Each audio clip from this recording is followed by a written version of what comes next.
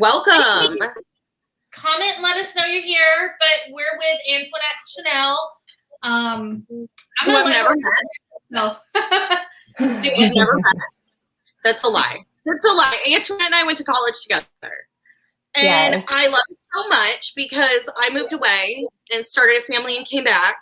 And you started a family and moved away. And then I moved away. And we both started writing books in different genres and then reconnected recently.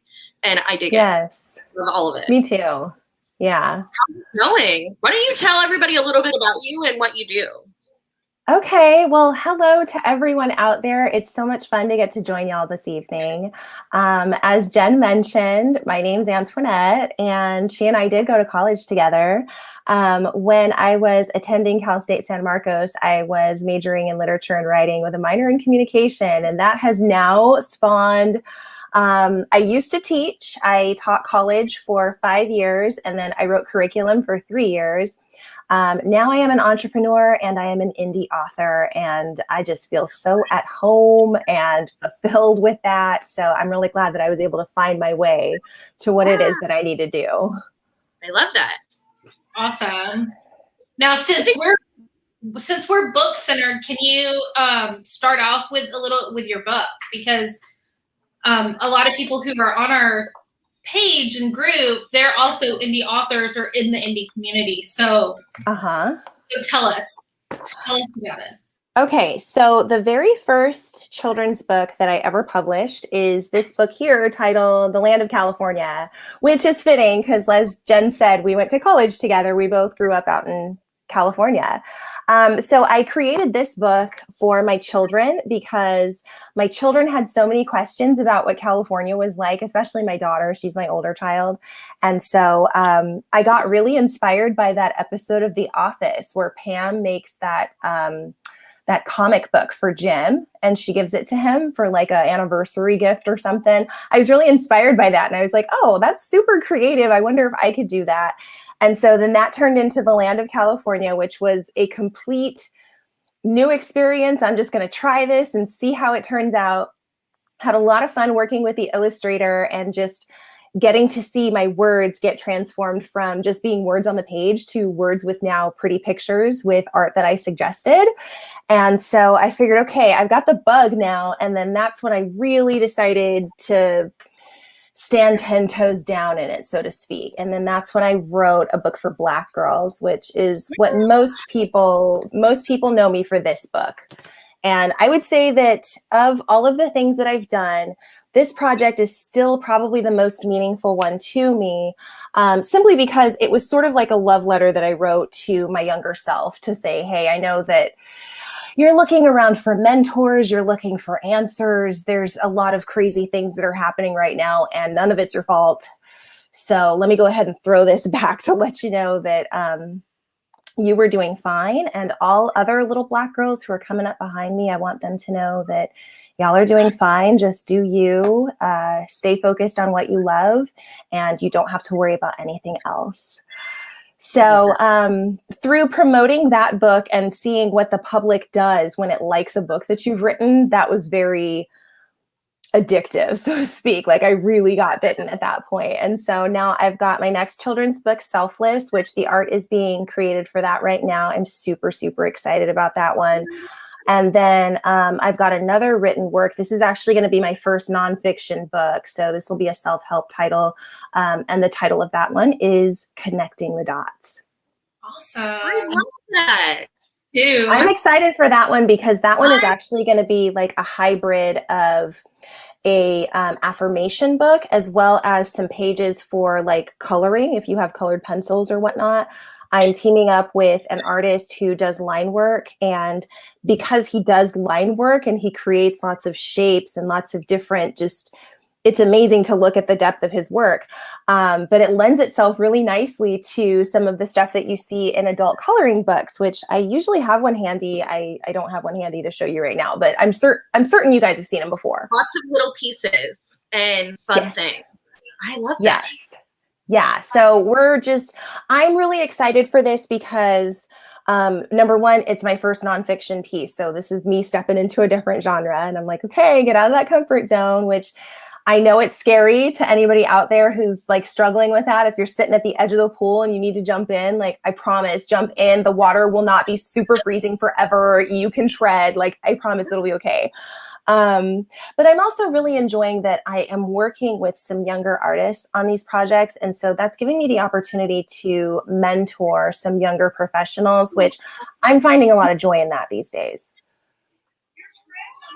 Us too. We did not realize we had we found a little bit of a calling the last year or so, helping people who are starting out or who want to publish a book and haven't. My cat is in heat, so she's apparently going to be super loud. Oh my God, stop. We didn't realize that how meaningful it is to be able to get other people to where they want to be and help them find their piece of the puzzle and have it not be about you and have it be about someone else, and how gratifying that can be. Absolutely. Definitely with the events of the last year, I have needed positive things to focus on so that I don't go down the rabbit hole of, the negativity and whatnot. And yes, one of the quotes that I'm actually including in this book talks about the fact that, the only thing better than realizing success is realizing success with other people that you love, or helping other people to realize success as well. That's a nice feeling. Yeah, it ties into, because one of the things that you shared on your page probably a month ago was the model who was like, you're the baddest bitch on your block. Not my block, but your block. And that was so telling, because it's true. Like, be the baddest bitch on your block. Like, what other people are doing, that shouldn't make you feel less or more. Like, you should be what makes you feel. And I dig that. Yes, definitely. Everybody can be their own baddest bitch. Oh yeah, most definitely. And I have found that some of the most meaningful time that I have spent in the last year has been the time when I've really been focusing on, okay, what can I do to improve upon what it is I've already done? What can I go learn? How can I go help someone? Like that's been a really nice, comfortable place for me in the last year or so. And I love that I'm empowering other people to realize some of their dreams. The girl who's doing the art for Selfless, this is something she's always wanted to do. She just never really thought that it was a possibility for her. I love her art. We're coming up with a schedule so that she is able to balance her full-time job and then doing the art on the side. But, you know, she's very enthusiastic about it. And so I'm excited for this to come to fruition so that she can then say, like, look at this thing I did, you know, and hopefully go do another one, because that's what I really want to see. Yeah, I can't wait. And that really, that really is like your main hustle these days is like, is the coaching, is how do you get your, like, what do you need to get your business, your life, everything all in check, like you said, connecting the dots. Yeah. So through business coaching, I work with a lot of business owners, entrepreneurs, a lot of people in the startup space. So people who are just like, they're trying to bring something brand new to fruition. And I really like hanging out there because there is where people often experience the most doubt.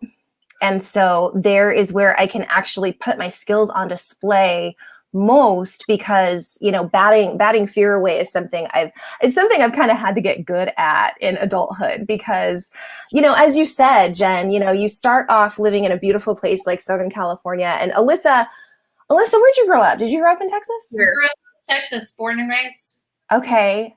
Always in the same part of Texas, or like, because Texas is a big state. Yeah, in the same area, not in the same city the whole time, but yes. Okay.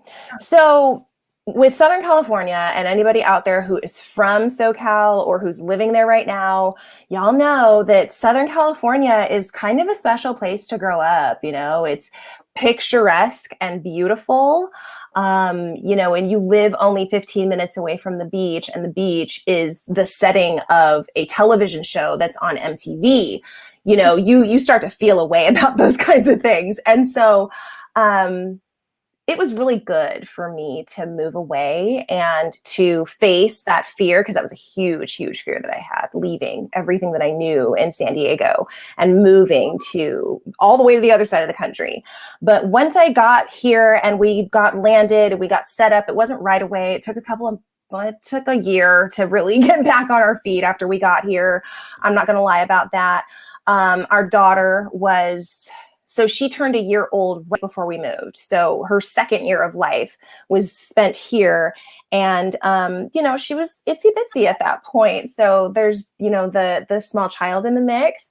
My career was shifting. And anyway, I had to face a lot of things that I had never, ever been confronted with when I was living in that beautiful, picturesque place of Southern California.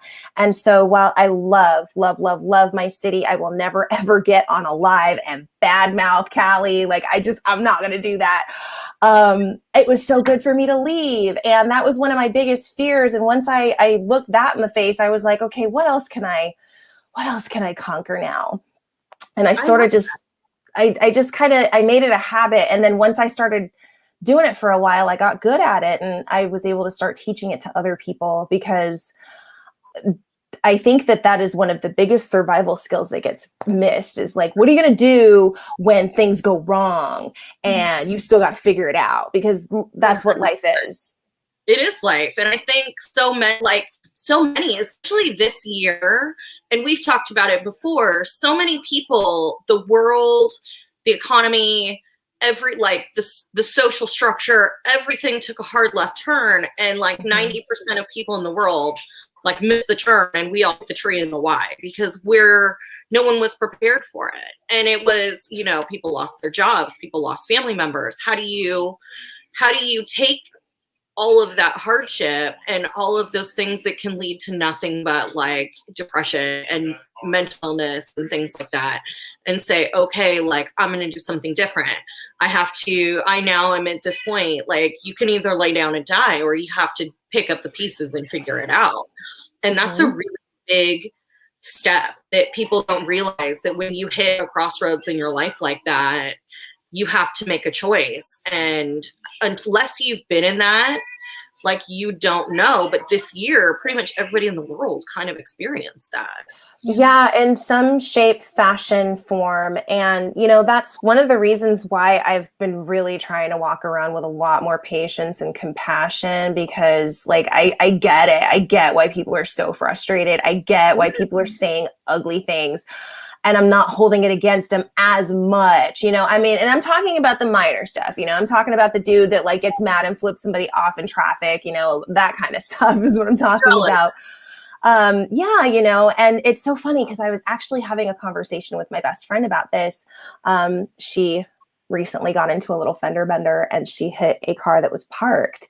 And she like had all of this anxiety after she left the note, you know, because she's like, I don't know what kind of reaction this person's going to give me. And I just kind of have to wait for it. And so she was just really sitting in that. And then the guy called her and she said that he was frustrated, rightfully so, but he was so grateful that she left a note and left contact information. He's like, you know, so many things in this world right now, it's like no one's really putting on that standard level of decency just because like we used to. I think people are tired. I think people are not quite sure what they're going to get in return. And so, and that's not an excuse necessarily. It's just, it's our situation. And so, you know, I told her, I said, it sounds like you're dealing with a human. So that's good. And, you know, don't beat yourself up over this too much. It happens. It happens to the best of us, and no one got hurt. Yeah. I've done it more than once. I'm not going to lie. Oh yeah, me too. I've definitely had my share of accidents. There's no cart return at a Walmart or a Target in the state of Texas that I haven't backed one of my cars into. Yeah. Do you have that on the back of your car? Because it should be on the back of your car. It took me a really long time. Like I drove this cute little Mustang in college, and then my husband I used to ride around with you in that Mustang, friend. My husband and I got married and had a baby, and he installed me in an Expedition, and it took me about 6 years to get used to driving a luxury yacht around Texas. And like that's like the really, really big one. I can't. I won't. That's a bus, friend. You drive a bus. She's like, we can take my car on our trip, but you might have to drive. You're taking my car. She drives everywhere, and she's got this like brand new Volkswagen. Oh, and what kind? What kind of Volkswagen? I have the Atlas, the new SUV. Oh, I love it. I'm going to have to come out there and play with all of the features. It's really nice. And I feel bad because she's always driving, and I'm like, you're always putting mileage in your car, because we hit a lot of events in Texas. Like if there's an event in Texas or like just over in Shreveport or Oklahoma, like we'll go to it. If we're invited, we'll go because it's within driving distance. And I'm always like, we can take my car. Like, I don't mind. And she's like, no. Oh my gosh. She likes her car. She's got her Spotify playlist up. Like she's living her best life. And it's got Apple CarPlay, and it plugs into like my GPS. So my GPS is on my screen, and it tells me through the big speakers where I'm going. Yeah. So I just like my car. Fancier than me, because I take my cell phone and I flip it sideways and I put it up on my steering wheel so that I can see where we're going, or I'll like pick it up and hold it and be like, where are we going? And she's like, oh my God, stop. We're going to die. Yeah, no, you need to get a little caddy for that. There's actually, so Jen, I have this thing that my husband got me that goes in the CD player, and it has like a little caddy on it for the phone. I love one. Yeah, and I don't think it costs that much, so I'll get you the link for that. But no, baby, you don't need to be driving and holding the phone.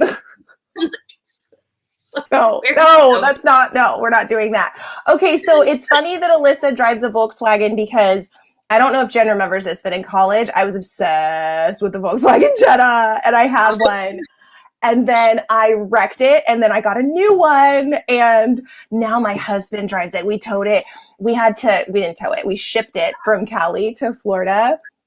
We actually shipped both the cars. My husband had a Lincoln LS that was his pride and joy, his baby.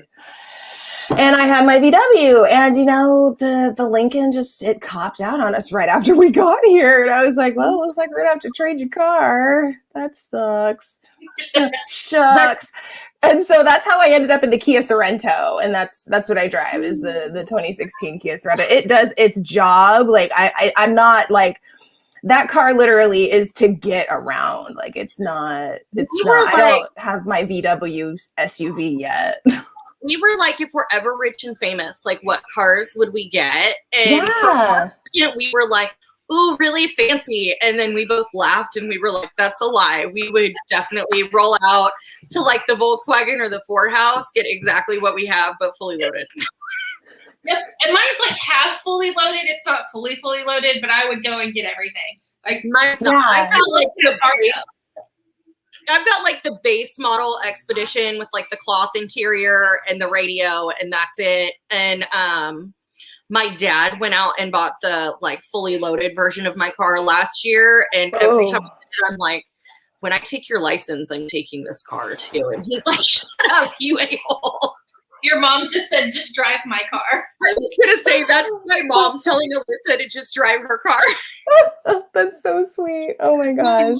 Okay, so I know that one car, so the VW, even though we still have it, it's a 2007 and it's like Edda's on her way out. Like I named her Edda, the Jetta, by the way. So I love that.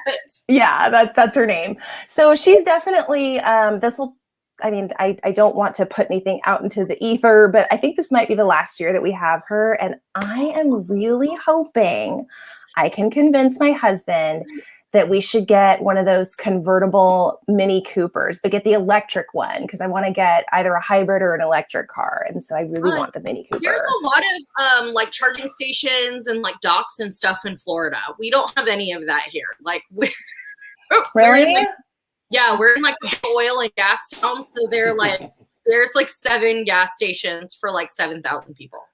Okay. Do you guys have grain elevators? I don't know. For like the silos and stuff? Yeah. Yeah. Those. No. We're not like a big ag town. Like we're like cows and gas. Okay. All right. We're horses and cows over here in Newberry, Florida. We're beef and oil. Like that's what you'll find here. The many stages of life. Like yeah.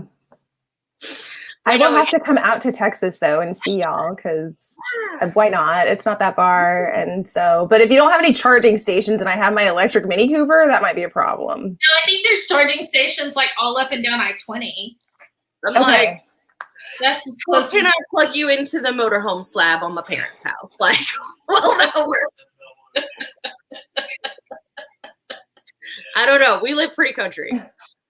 That's fine. You know what? We live pretty country too. Like, and I like it. Like, it's been a nice change. I've really enjoyed it. I mean, of course, I'm still that beach city girl that I grew up as, but I really enjoyed that. Like, I can walk up the street and get farm fresh eggs from my neighbor, and that I can blast off fireworks on the or any night I want to. Really, we're in city limits. Oh, I'm so sorry. I mean, that doesn't stop people from doing it. Well, no, I was going to say, I'm pretty sure your people are probably still doing it, but yeah. We're law-abiding citizens, but all the people around us are popping off fireworks and driving my dogs apeshit. Yeah, oh my gosh, my dogs were so unhappy on New Year's Eve. I was like, you guys, I need these fireworks though. Like, I really need these. They usually do a really big firework display at this park that's not far from my home. And I kid you not, it's like 30 minutes of fireworks to music. And so every New Year's Eve, I go and I set my intentions at this fireworks ceremony because like it's free. The kids can watch, they're having a blast. And I just sit there and I just reflect on the year and stuff. And they didn't do it last year. And I was so hurt. Like I was mad. I threw a tantrum. And my husband and my bestie said, go ahead. It's okay. You've been so good all year. And I threw a big old tantrum because I was mad about I've had like 3 tantrums over stupid shit this year. I feel like this was the year to like do it and just be like, that happened. And now we're moving on. We're just moving on. I think it's really better if you just let yourself feel and like, I cry almost every day about something, but it feels good to release the emotion that way. I don't feel unstable necessarily. I feel like I just have so much that I have to like release it. Yeah, release and don't let that pile up because especially if you're a parent too, like no, that it's just going to compound. Yeah. I was the parent of small children that like cried and then ate a Snickers bar hiding in my pantry. That's accurate. Here. I'm not great with feelings. I don't know what to do with them. Yeah. Yeah, I know. I don't have an answer. I don't know if that's what you're looking for. I don't have an answer. So I got my work cut out with these two. Goodness. Yeah. But you know what though? You were so chosen for that. I remember when you started having kids, I was like, Jen's having kids. I don't know how she doing that. I still want to go to the club. I don't know how to do it either. But once that train's on the station or on the track, right? Like, yeah, no, we can't stop anything. So, but I was super impressed. I was like, man, okay, so there like is a life after all of the, the single stuff. Like there is a whole other chapter where you can totally turn into this mom person after all of that. I mean, I don't. It was. I was thinking it. I never went through that because I was married and pregnant before 21. Wow. So that'll be my 40s. Talk to me in my 40s. That's when I'm going to go to the club. Well, okay, so I'm 36. How old are you? 32. Oh, 38. Okay. Oh, I remember being 32. Nothing hurt yet. Yeah, nothing hurt yet. You were still close enough to the 20s to claim them, kind of. Like, I'm 20-ish. I'm in my late 20s. Things hurt. Now I'm like, it rains and I have a big toe that like pops out of socket. And I'm like, I don't even remember hurting a big toe. Like, when did that happen? Yeah. I was 32 when I got pregnant with my son, and I had actually been working out quite a bit, like leading up to that. I was in really, really good shape. And so I got pregnant with him, and like almost immediately I had sciatic nerve pain. I didn't have very much energy. Like the kid just zapped me. And so a lot of the stuff that I used to do, I haven't done it in a while. And I'm kind of curious to see like, can I keep up? Let's try this out. Let's put this DVD in and see how long Antoinette can last before she passes out. So I'll let you know how that goes. I'll try the study. I have to work myself up to it though, because it's like, oh gosh, that's 27 minutes of like high intensity training, and I don't think I feel like that right now. I'd rather go drink some. Body will hurt. We just started walking. Like that's the level we're at. We just started walking 3 days a week. We're walking like 1.5 miles to 2 miles. Something like that. That's great. Are you tracking it? No. Our phones are, or my phone is. Okay. Yeah. I mean, that's all you need. Just something that tells you how far you went, just so that you have a basis. It's like Monday, Wednesday, Friday, and every Sunday, Tuesday, Thursday, Alyssa's like, are we walking in the morning? And I'm like, no. And she's like, yes. Or her dad. We actually walk with her dad in the mornings. And so he's like, are we walking in the morning? And I'm like, yes. And Jen's like, I don't want to. And I'm like, but you're gonna. And we do. The first like week that we consistently did it though, like my husband walked in the house after work and I was like, hey, I'm so glad to see you. And he was like, who are you? Like, you're so Your nice. energy was up. Yeah, he was like, you're in a really good mood. And I was like, don't tell the others. Yeah. I'm in a much better mood when I stay active, if that makes sense. I am too. And so, but I have to kind of switch up with like how I'm active, because I don't like to do high intensity stuff 5 days a week. Like I'm just not interested. I can maybe try it 2 or 3 days a week, but yoga was really my happy place for a little while, and then I stopped. Maybe I'll go back to that. We'll see. We just got a pool, and so I'm hoping to do like some more aquatic stuff after we get the pool up. That's what I'm hoping for. Oh, someone said they're in the Peloton cult. Oh, that's Melissa. She's our accountant. It just says Facebook user. Okay, probably because I'm not friends with everybody. But so how is the Peloton called? Is it the bike that you have? Melissa? I'm curious now. I'm sorry. I was looking at comments and I'm like, let me talk to these people. Well, she's in the Facebook group, so the comments don't come through with a name because StreamYard is You have done. to give it permission. She said more taxes, less assets. Okay. She said yes, it's the bike. Okay, awesome. Well, I'm glad you're happy with it. I was considering the Peloton. I'm still considering the Peloton, truthfully. She just had a baby and she's hustling on this bike and she's the same. She was like, oh, I spend 7 days a week leading up to having a child. And I'm like, my kid's 12 and I walk to the refrigerator. Hi, Kat. Let's do it. She says, get the Peloton. Okay.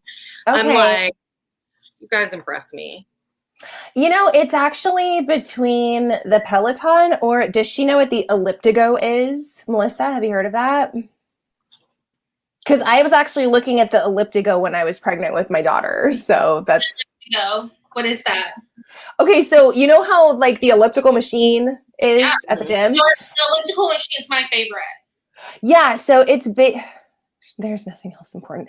It's basically an elliptical that you can like ride around on the street like a bike. So you're doing this elliptical motion, but you're like able to move and go places with it. If you buy one, Alyssa, I'm videoing you riding around the neighborhood. You're not buying it if it leaves the house. Like if I'm exercising like that, it's staying inside where no one else can see me. I feel that. I totally feel that. We have an exercise bike that currently has clothes stacked on it. Mm-hmm.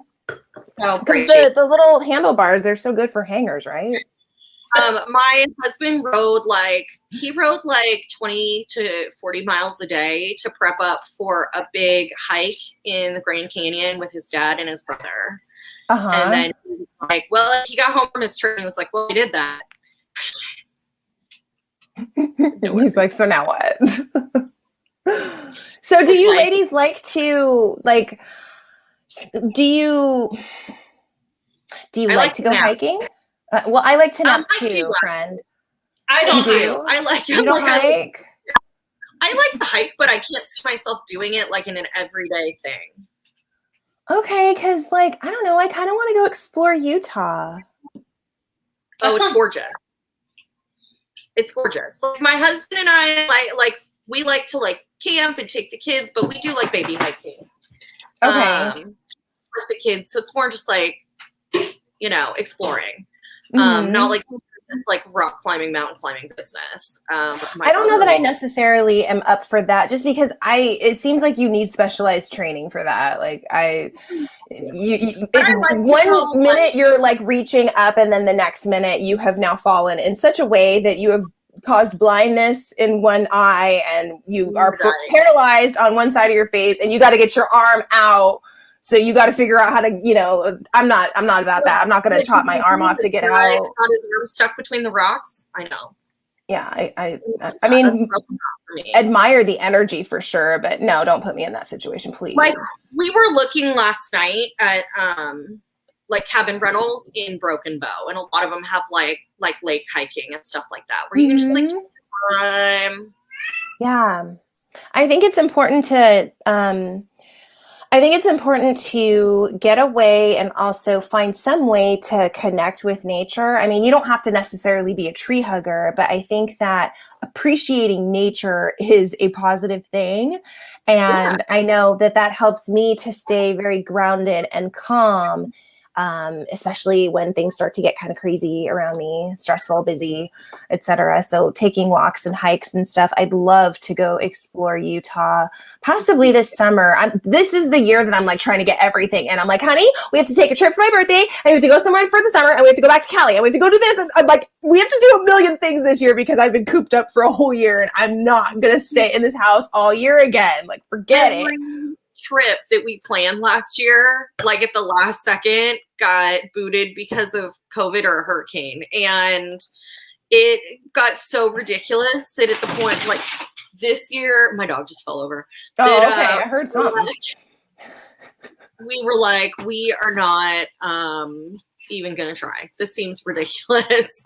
Yeah. But yeah, same thing. Like I just think it helps. Like when we were hard isolating and we like weren't leaving the house and we were all bottled up, we got to a point where like we live on a highway, but around the corner behind us is like a small neighborhood with a loop, which is where my mom and dad and Alyssa live. And we would be like, okay, you know, twice a day, we're going to go walk like 2 laps around the loop because we need sunshine and fresh air. It's not healthy to be cooped up like this. And it's so depressing. Yeah. And the other thing too is that when we were told that we couldn't travel, all of a sudden I got so interested in like what's here in America. What can we explore? Like there are caves, like underground caves that you can explore.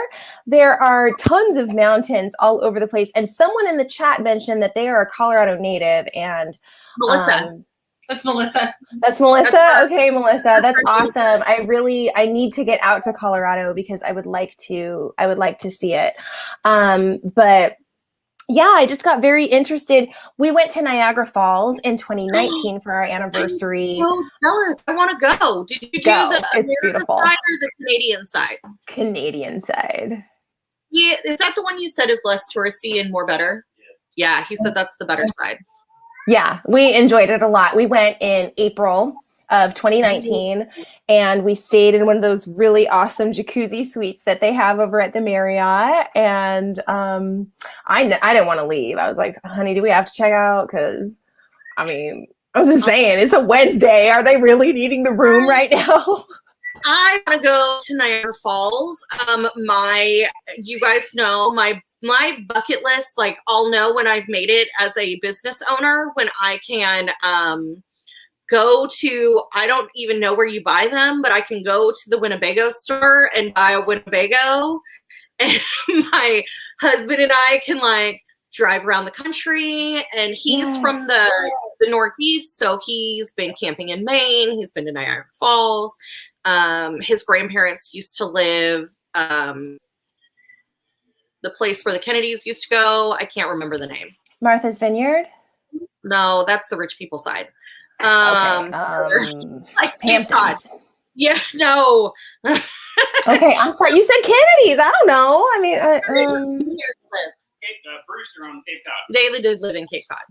So I'm like, so he's been like all over the place. I was like, you know, like where the Kennedys were, but not the rich people side. Yeah. Okay. Nice. Yeah, I need to visit Maine. I love lobster, so that alone is the reason why I want to go to Maine. But I think it's really beautiful. I want to go to a lighthouse. Yeah. So he's like, yes, like our kids, we're going to put them in college and we're going to leave and we're going to take my parents who are in their 70s. So they'll be 80, but we're just going to load them up in this Winnebago and take them to Maine. And my mom and I are going to live our best life, just like lounging around in Winnebago, watching movies and reading books. And she likes audiobooks. While my husband drives us around and my dad navigates and yells at me to get everybody more coffee. And your bestie's in the Winnebago behind you. Oh, about it. Sounds like a dream. It's going to be amazing. Okay, well, at some point, I'm going to have to helicopter in to visit y'all because I don't know where I'll be exactly. But if we're at that point, we can just fly you in. Okay. We'll be like, this is what we're doing. Meet us in our Winnebago caravan.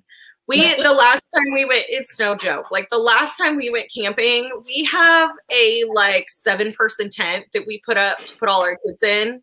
And this family rolled up next to us with like a house on wheels, but it was like a fancy people house on wheels. Like an outdoor kitchen, like they pushed a button and an outdoor kitchen popped out, and like they had a satellite and air conditioner. And did your kids go hang out with them? My kids were like, why don't we have a TV? My husband he's like a camping like Gestapo. Like you cannot, I'm not even allowed to take an iPad to like read when we go. Like he'll go to the drugstore and buy me like a flashlight and like a dime store romance novel because I read at night before I go to sleep.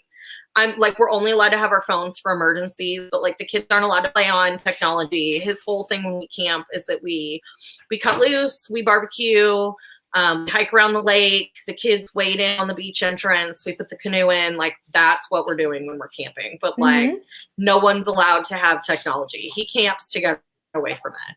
Well, so, and the breaks are like, necessary. He's like, I think so yeah, too. Like you have to protect your energy, especially at a time like this. You know, times are very unpredictable and very emotionally charged, which means that other people's emotions can get all over you very easily. And so it's just a really good idea to make sure that you're breaking the cycle and unplugging yourself and getting that break.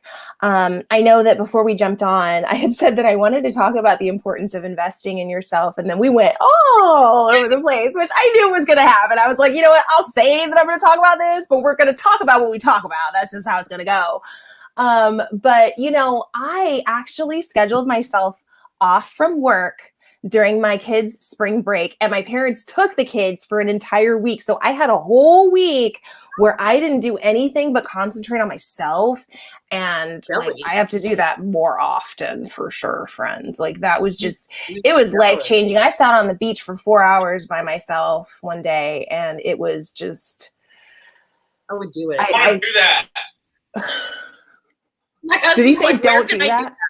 Oh, where can you do that? He's like, how do we ditch our kids? And he could go lay on a beach for 4 hours. Okay, so as I mentioned, I actually talked about this on my podcast, The Midday Reset, which you guys can find on iTunes, Spotify, anywhere you guys find podcasts. And it's the episode titled, I Accidentally Took a Week Off, and it was dope. Yeah, yes, you got the link. Cool, awesome. So, yeah, so I accidentally took a week off, and it was, as I said in the episode, it was sort of like Moses parted the sea, and then a pig flew by, and a shooting star landed in the ocean, and hell had a little bit of snow, and Antoinette got the week off. That's how that went. That's the best. I'm just glad I took advantage of it, because I don't know when that's going to happen again. I didn't have time off like that. The last time that I'd had time off like that was when I was on maternity leave after my son was born 4 years ago. And really, that wasn't time off. That was feeling a baby and birthing a baby.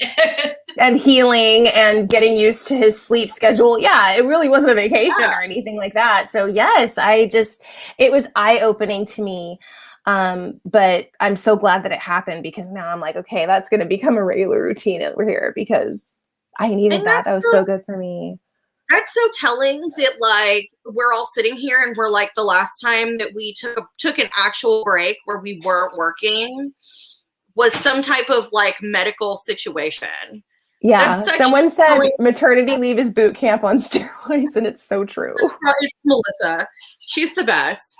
I read somewhere that maternity leave, it's like you go through this big ordeal, and it turns into a C-section. You've had a major surgery, and then you go with another human being who has also gone through a whole ordeal and needs your care while you're trying to recover. Even a natural birth is a level of trauma on your body. Oh yeah, most definitely. And I feel that the C-section is the rougher route. I have only ever had, natural births, but I have a very good friend who both of her children were delivered via C-section. And she told me that the recovery on that, she's like, girl, who pop up like they're amazing. And there's like, I was walked like I was hunched over like Grandma Moses for like 3 weeks, because like I'm pulling on a shirt, I like ripped out one of my staples. Like it was ridiculous. Yeah. Like that was my twins. So it wasn't like a run-of-the-mill one. It was a weird one. But I mean, like that's so telling of like working moms, especially here, that like our only time off, like we checked out for our kids spring break this year because we were on vacation. Like we took our kids on vacation because they needed a vacation. Yeah. But we didn't work that week. Good. We still ended up answering some emails and doing a little bit while the kids were running around in the arcade. So, I mean, we didn't even like 100% cut out. Like, I was still working after they went to bed. I think you were working when they went to bed. That was great. Yeah. I still did a lot of work too. It was focused work because it's a little easier for me to write when my kids aren't here. It's easier for me to record podcasts when my kids aren't here. So yeah, I definitely did some work too. But, you know, and that's probably also, if we can sort of bring this to a conclusion, that's probably the biggest message that I'm fixated on right now is like, I'm really revisiting this whole, I don't even really want to call it gender equality because I'm not even really so much, I don't know that I'm looking for equality so much as like, just stop messing with me because I'm a woman, you know, like just stop the funny business because I'm a woman, you know, that's how I feel. And, you know, I want to encourage other women out there that you, first of all, if you need permission for taking whatever you need to take or securing whatever it is that you need to secure for yourself, go ahead and take this as your permission slip, sis. You have permission to go and do that. Please go do that. You need to go and do that. And if you don't take that stuff for yourself, nobody's really going to give it to you. I mean, your husband loves you. Absolutely. But he's not your counselor. You know, he's not your total spiritual advisor, so to speak. I think that's actually, if you want to talk about this some other time, I think that's actually a problem with marriage is that we have too many expectations on our spouses. And it's like, no, you need an accountant for that. You need a therapist for that. You know, your husband can't do all those things and neither can your wife. And so, you know, you shouldn't have that expectation. But, yeah, women, you guys take your time off, take your rest, celebrate yourselves. I'm celebrating myself hard right now. I'm about to turn 37 and I'm just really looking back at, you know, the last year, especially with everything that just happened. And you know what, if you're still standing in this moment, go ahead and give yourself a pat on the back. This has been difficult. Shit's been rough. Just, you know, I don't have, my gold stars are missing. My daughter probably took them, but you can get a gold star. You get your gold star, baby, because you're here now. Yeah, it feels like it. Melissa goes, someone said an accountant. It's true though. We were just talking because was it yesterday or the day before, a mom's group I was in, a mom had said, you know, she was asking for a counselor, like a marriage counselor.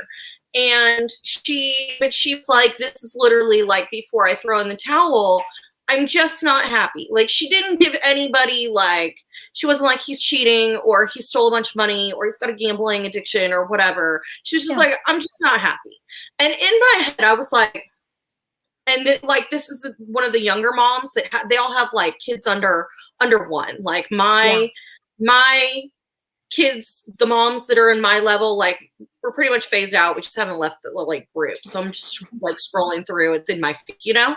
And I'm like, no one was telling this woman that you're not going to be happy every minute of every day for the next 50 years. And everybody was just like, if you're not happy right now, you're never going to be happy. Throw the towel. And I was See, like, and that is some toxic woman empowerment bullshit that like, we really need to stop that. Like, yeah, ladies, we need to have each other's backs. We need to rally around each other. We need to love up on each other, but we need to be realistic in how we are doing that because you know, if sis is 23 and you have a 1-year-old and you and your husband aren't getting along, sorry, baby, but that's sort of a recipe for a disaster. Sit in it and figure it out and move through it with your partner so that you guys can get to where your child is 5 and you've moved past that shit. There is a reality that exists where you can do that. But I see so many people who just, you know, they give up before that. And it's really sad. I was like, we become this society where if it's hard, it's not worth fighting for. I was raised where it is worth fighting for. Like we've been married, my husband and I have been married for going on 13 years and we haven't always been happy. Like there were times where like, are we sure we're fit for this? And we're like, yeah, we are. And we got through our moments and moved on because that's the way it's supposed to be. And you know, we're still happily married. We have our dream home, and that's awesome. We were like kind of mean to each other when our kids were babies, but we're both really stubborn, so we are exhausted. oh my gosh, Like, I mean, like, if it's like a really bad situation, like if one of my girlfriends was like, he hit me and should I stay? I'd be like, I got a shovel and an alibi. Like, yeah, no, abuse. We're not going to tolerate that. I No. mean, like, it's just, I'm just not happy. Like, whoa. Well, and I think that that's a millennial thing too. Like, I think that, and we're technically millennials, which is, that just blows my mind, but okay. Yeah, we're on the upper end of millennials, but you know, I'm the very first year that are millennials, and I'm like, but there's also children who aren't even 30 yet, and I'm like, we're millennials. Yeah. So like this generation really loves like the instant gratification and stuff because we're the like generation, you know, we're the likes and clicks and views generation, and so you know they want that instant gratification, and unfortunately, that does not equate to sustainable marriage and sustainable relationships because, I mean, even in my relationship with my best friend, there were times when I was not happy with her. There were times when we were not getting along. Like, I've known her since I was 17. I mute her. She'll hurt my feelings every now and then just because we're going really fast, and I'll mute her for like 24 hours and she'll be like, where the hell did you go? And I'm like, you hurt my feelings. And she's like, well, then fucking tell me. Yep. Me and my bestie will go through a period where it's like, you know, let's not text for a week. Okay. If you have something to say to me, call me. All right.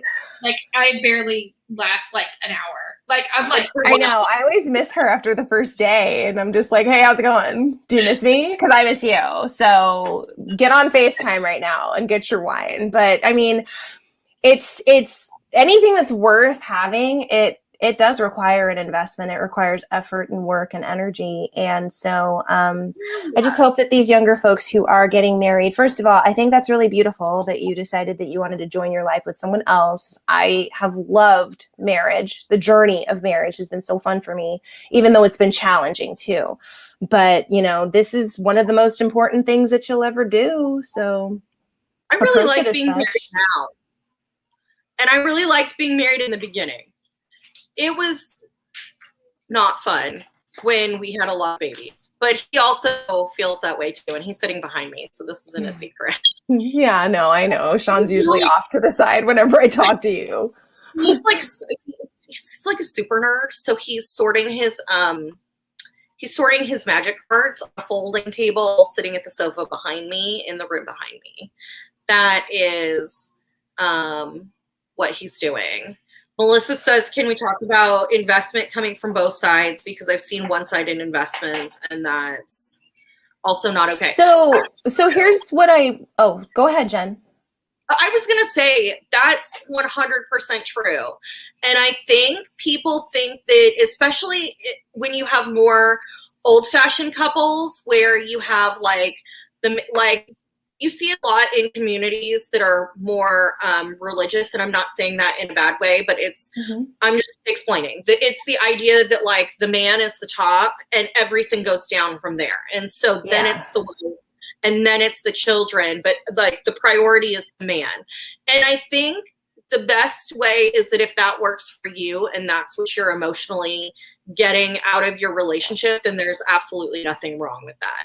I think that what I like is a partnership, but we're an interesting partnership. And I'll be the first one to say that I'm it's not necessarily equal, but what we get out of it is equal. So people get surprised when I say that we're more of an old fashioned marriage and that he's the head of our household. And people are like, well, is that bad? And I'm like, well, no, my house is paid for, my spending limit is what we put into rent on our first apartment, treats me like a queen. I don't have to, take care of my car or do all of these things because he does all these things. But at the same time, when I wanted to start a career, he was not like, oh no, you can't do that because you've been raising our children and you take care of the house and that's what you provide. He was just very silently, okay, well, we need to rebalance these home tasks. And the first time he went out of town after we rebalanced was really surprising, because I was like, I was a Navy wife, I was an oil field wife, like, used to travel all the time for work, I'll get this. And our son had the hardest time because he was like, well, where's Dad? And the first time he was like, well, that's not how Daddy does it. And I was like, what? But he never said like, well, I'm going to take over the dishes and I'm going to take over the trash and I'm going to take over, these things with the kids. He just quietly did it. So I think however you find your balance, that's okay. I get a lot emotionally from him, and he works hard to provide for us. So that's how he's showing that he loves us and he cares for us, is he's going to work and he's providing. He's not going to write me like a 14-paragraph Facebook post about how I'm his moon and his stars, but he's going to make sure that my mortgage is paid and there's gas in my car and there's food on our table, and that's okay. So I think there has to be an investment on both sides. Like, my only point, and you mentioned it already, was going to be that, yeah, there definitely needs to be investment on both sides, but please do not go into that expecting it to be 50-50. Because in the 12 years that I've been married, 15 years that I've been with him, I can only think of maybe a couple of times that it was truly ever really 50-50. It was usually 60-40, 30-70. 80-20, sometimes 90-10. And those 90-10 times are... I think that I need more, sometimes he needs more. And it's exactly. Sometimes one partner will need more care or attention, or, are they going through something? Is their job stressing them out? Is a parent unwell? Is, what are they doing? Has a friend died? Like, those are, things that it's not going to be equal in those moments, because... And that's what we said the vows for. Yeah. That's what that whole in sickness and in health and better for worse, like, that's what that means, is like when your spouse is over here sick and like can't get it together, and you have to be the one until they can heal, until they can get over this, and who knows how long it's going to take, but that's what you signed up for. And see, that's what that little girl, I'm sorry, that young wife said, that's what she needs to understand. And I'm not saying that she's incapable. I don't even know this person. I hope that their marriage works. That's the part that I think that a lot of younger couples don't see. And a lot of these celebrities all over social media, they do not help with all of their bullshit, fantasy posts that are so unrealistic. Like, we're not going to talk about this, but I need J-Lo and A-Rod to just come out with it already. Y'all ain't together no more. Come on, just say it. Just say it already. I think another thing is that we don't necessarily like support each other in those things either. And it's surprising. When it's hard. Not necessarily like our spouses, but like our friends and their marriages as well. Right. And that's something that like we have, but I don't see a lot of other people have that. And looking on the outside, it seems weird to me, but like us, we have Alyssa and her husband and about 2 other local couples that we're all very like invested in the success of each other's like families. Like, we're supportive of their children and what they're doing. And the same, the other night I was like, I'm really stressed out about, all the kids have something big next Tuesday. And like, Alyssa and another mom were like, well, do you need someone to go to the ballpark? Do you need someone to pick up the kids from here? But it's also like, we're all oil and gas wives. So when things take a turn, it's like, oh, well, hey, did you see this is coming through the area?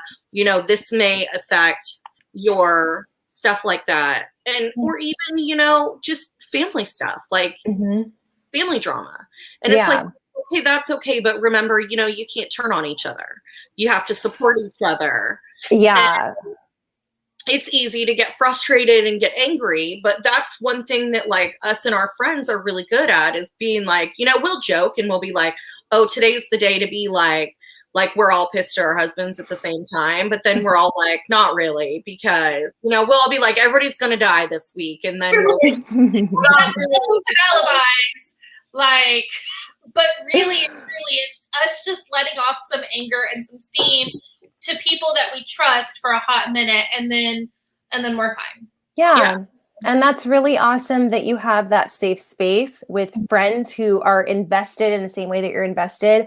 I definitely have that with my bestie. And the funny part is that like, she's my best friend, but I'm kind of Brian's biggest fan. Like every time she comes to me and she's complaining and she's being unfair, I'm like, hold up.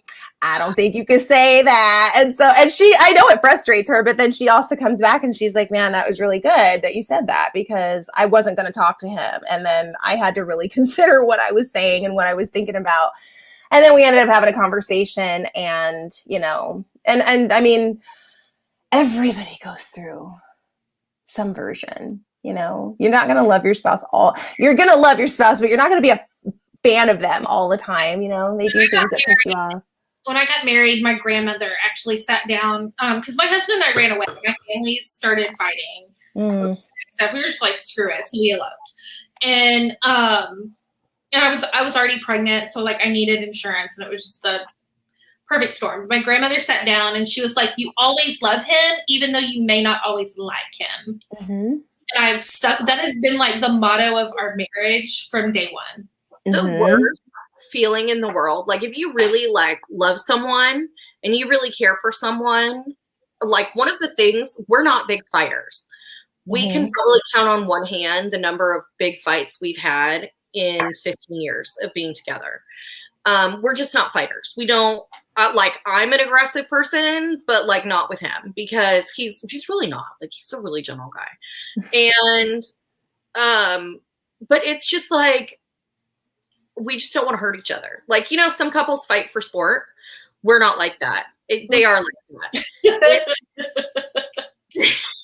But we're not like that. And we don't ever get so mean that like it's something that you can't take back. But there was like years ago, we just were not getting along and we're having a really ugly fight. And it wasn't like us. And everybody's feelings were hurt. And like the worst feeling in the world is having the person that you like really love and want to be with, like look at you and say, do you just not want to be married to me anymore?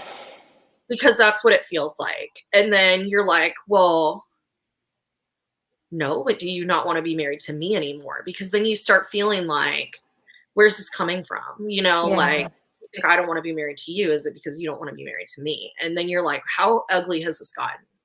Like, that hurt. And you literally have a choice. You can finish it and be done, or you can glue it back together. Yeah, but those are really, really awful feelings. And I hurt for anybody who feels like they've gotten there because I do too. It's not fun feeling like your person isn't going to be your person anymore. Yeah. You know, because I've done a lot of work with like redrawing boundaries and stuff because I'm an only child. And so that means I grew up kind of close to my parents and I love my parents, but I can't live my life for them. And they will let me live my life for them if, you know, I don't stop it. And so I've had to do a lot of work with, you know, redrawing the boundaries and making that relationship, well, actually those relationships more healthy with both my mom and my dad. But yeah, you know, in doing so, that then puts the focus that the family, so to speak, is not like me, my mom and my dad, and then my husband and my kids. No, it's me and my husband at the top. And then we've got our children and that's it. And like, that's your partner. Like, what are you you're just gonna leave HQ? Like, that's just, I don't know how to feel about that. And so it's scary. Interesting because years ago, my dad was trying to explain how he prioritized his family. And it was as my husband and I were starting our family. And he was like, really like concentric circles. Like if I have to close it all down, it's like he said it would be him and my mom and my brother and I and our children. Like he closed it down to his nuclear family. If like the world is ending. But he said after that, you know, they had their parents, they had their siblings and their siblings' families and the extended family and all their friends. And they have this big full life. But if you have to prioritize and you have to close it down to refocus, you have to go back to that. And he was like, the thing is that that's changing. My brother and I both have families and children, and he was using us as an example. And he was like, Jenny and Sean, like their inner circle is now them and their children. If they have to close it down, it's that. And he was like, you know, him and my mom and my husband's parents are like after that. And we both have siblings who have children and families. And at the time we still had living grandparents. I only have one left and that's it. But, you know, our friends, our families, everything. And he was like, you know, when things get tough, you gotta lock it down. And people don't like, there's too many voices, too many things going on, but you're like, the world is ending. You got to be like, this is really your ride or die. Now I joke all the time. And I tell Alyssa, like every time she's like, my husband is my world. I'm like, don't you be coming in here with that kind of talk. Like, don't you talk to me like that, because we know that's a lie. That's so funny. You guys are adorbs. Speaking of which, I need to go and snuggle with my main squeeze because he actually took the night off tonight. It's like a surprise. Like I didn't know he was going to do that. So it's been so much fun getting to hang out, getting to read these comments. I'm laughing. So couples fight for sport. The fuck? That's so funny. I need to get to know some of your friends more. Please do. Stacy is Alyssa's sister-in-law. They are married to brothers, and they could tell stories that would make your hair curl. And Heather is a dear friend of ours from the book community. That's how we got her. Very nice. Melissa is our she keeps our business locked down, and she does. You mentioned her. But I actually know her because her husband was Sean's best friend in boot camp. And they were stationed. So, and that's how I got her. Like, I've known her husband for 15 years now. And the minute she showed up and I met her, I was like, I like her. I'm keeping her. If they don't work out, I get her. But they got married and had babies, so I get to keep everybody. Oh, and the babies. That's so awesome. Oh my gosh, she's the cutest. Oh. Well, anyone who's here right now, please feel free to reach out to me on social media. You can find me. Am I able to put comments in here or no? I think on Facebook. Oh, okay. Well, I can put my Instagram handle. It's at Miss Antoinette Chanel. Her Instagram is gorgeous, by the way. You heard what? Your Instagram is gorgeous. We were geeking out. Oh, thank you. So pretty. I was like, God, it's so good. Oh, thank you so much. I appreciate that. Yeah, so you guys can follow me. The Midday Reset also has its own Instagram. And like I said, that podcast is available pretty much anywhere you find podcasts. I just launched a new podcast for those who like sleep meditations and bedtime stories. So this is much quieter content for, you know, late night, even the ads. I recorded the ads very quietly. So it's good for. I was telling my mom about it at dinner. I was like, I'm going to hook this up on your phone so you can. Okay, awesome. I hope she enjoys it. This has been so much fun. Thank you so much for inviting me, ladies. Time. I adore you. I love seeing what you're doing. I cannot be more excited. I really just can't wait to see what you do. But I think anybody who goes on the indie publishing journey, I just think it's meaningful. Like it's really meaningful, really special. You find everybody who does it has a reason for why they chose to do it themselves. Most definitely. It's an interesting thing to do. And your books for your children are so fantastic and so special. And that's something they're going to have forever. But it's really as other people who pick them up, whether it's a bookstore or a library or Amazon, like get to have this little piece. And it's just really, it's a really great legacy. So I think it's cool. You contribute for us every now and then at the magazine, and we love to have you. Anytime you want to take over, you are welcome. We'll just be like, here you go. Here's the keys to the kingdom, because that's how much you want to control. Oh, thank you so much. I appreciate that. And Alyssa, it's been so much fun getting to know you. And I'm thankful that Jen found somebody to like hang out and shine with, because I had to stop her first. It's okay.